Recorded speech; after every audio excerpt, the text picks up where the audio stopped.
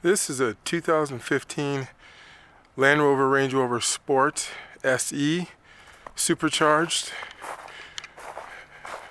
and typically I'm not a person that buys Range Rovers, although this is my second.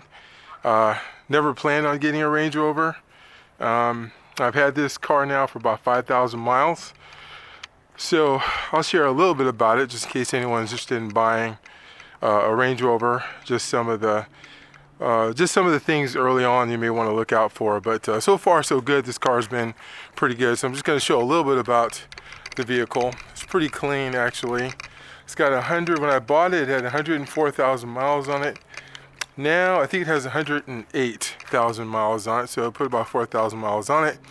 But here's on the outside. It's got a good look. I actually have it sitting lower now, but it looks pretty good. This is probably the cleanest this looks since I've had it. But I must say I've been pretty pleased with this car so far. Let me just kind of show you a little bit on the inside.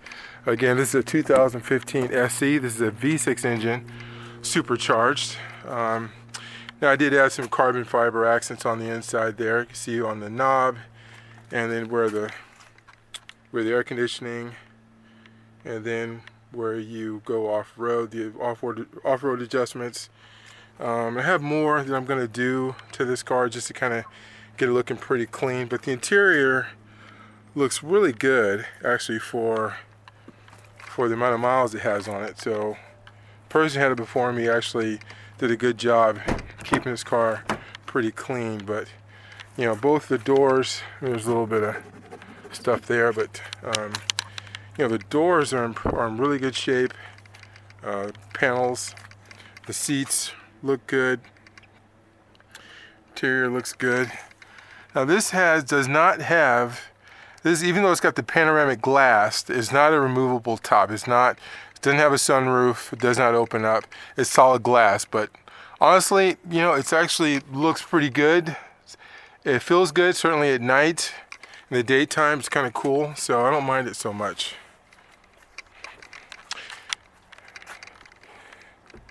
These tires are 20-inch wheels. 20-inch wheels. These are KMC wheels, aftermarket wheels. Those are Pirelli Scorpions. This is a 255/55/20. This is what came in the car when I bought it. I'd like to probably push this up to about a 285. It won't go on that wheel. Probably max out to 275 on that wheel, but I'd like to push it to that. I'm not going to open the hatch because I got too much stuff back there, but the hatch is in pretty good shape. Everything's clean. This car really doesn't have. It's got some little dents and dings on the front, little scratches here and there. But other than that, this car is actually pretty clean. Let me show you the passenger side here. In the rear, and you can see again the seats are in really good condition. Everything seems to work as it should. Nothing's not functioning right. The one thing about this vehicle that I wish it had was heated steering wheel, heated seat. This does not come with that. If you look there on the dial, you've got, if I can pull back a little bit, you got auto, you got climate there. And normally you'd have seat there, and then here you'd have a little emblem for a steering wheel. As if there's heat coming off. So this car does not have that. So I actually bought a seat that I connected to it that actually is a massage seat. So all the things I'm missing, I actually bought a seat that goes on the top of this one. It works. When it's cold, it heats up, so it does do its job, but honestly it's not like having the original heated seating in the car. But you can see that this car's is pretty clean. The interior is good.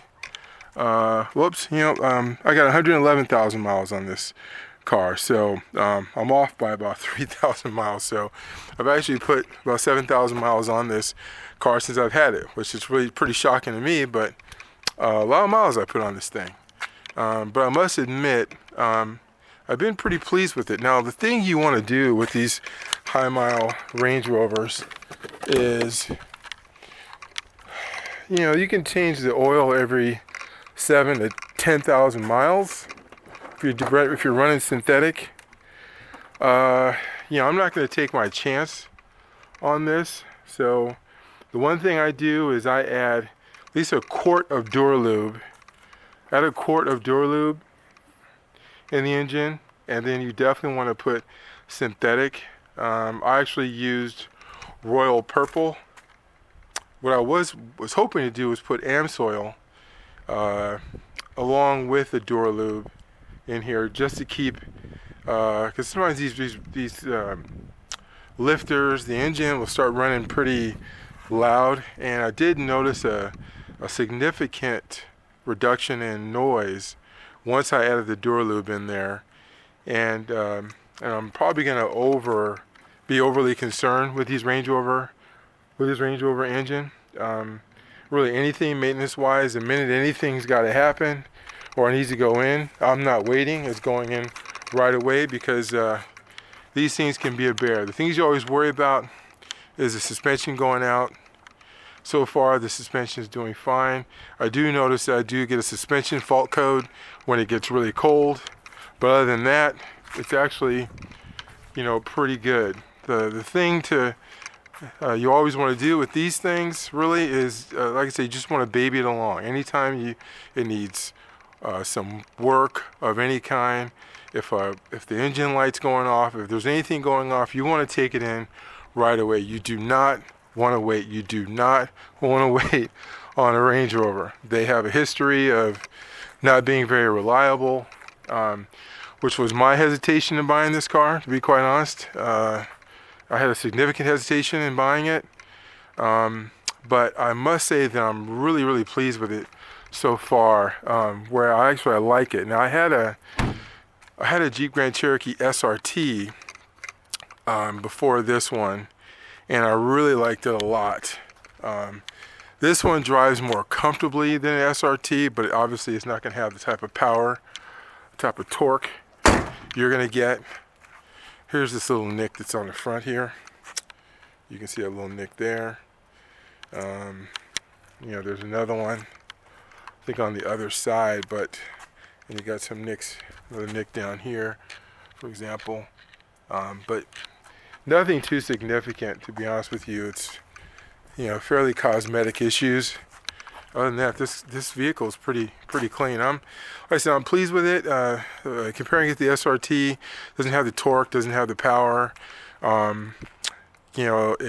But what it does have is a lot of comfort. Drives very, very smooth.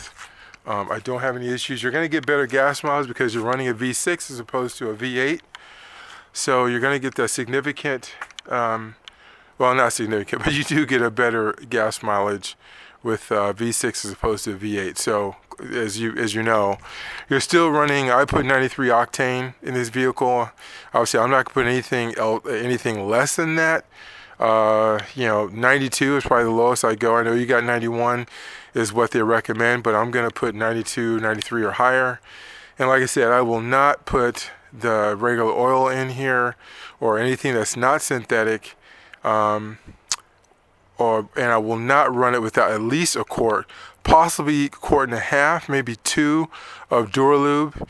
And the next oil change, which I'm just going to do myself, I'm going to buy an oil extractor, and I'm just going to change the oil myself on this thing, because I'm going to be changing it more often than what they recommend.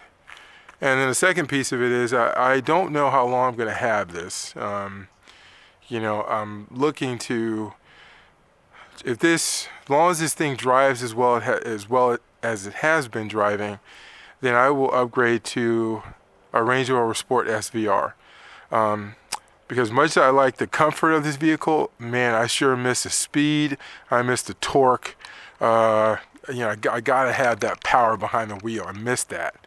So I know that SVR will give it to me. I'm going to test drive it first. I don't want to assume that it's going to drive as comfortable as I think, but I'm going to at least check that out.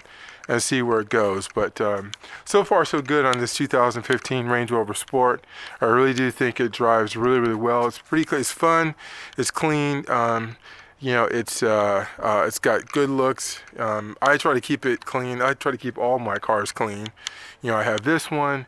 I have a 2016 Mercedes GL 550, and I have a 2017 Charger Scat Pack SRT. And I really like that one too. I really like the Mercedes too. The Mercedes has got a V8 twin turbo. That thing is no joke. So, but very big. This one is, like I said, is very comfortable. But like I've enjoyed this car. If it's something that you want to dip your toe in on a Range Rover, I do not recommend you get a Discovery. I think you're asking for it. I do not recommend you get an Evoque because you won't be happy. You're going to want to get a bigger one. I do anything that, you know, the Range Rover Sport actually has very good ratings on Edmunds, very good consumer ratings. It's like a 4.6, 4.7.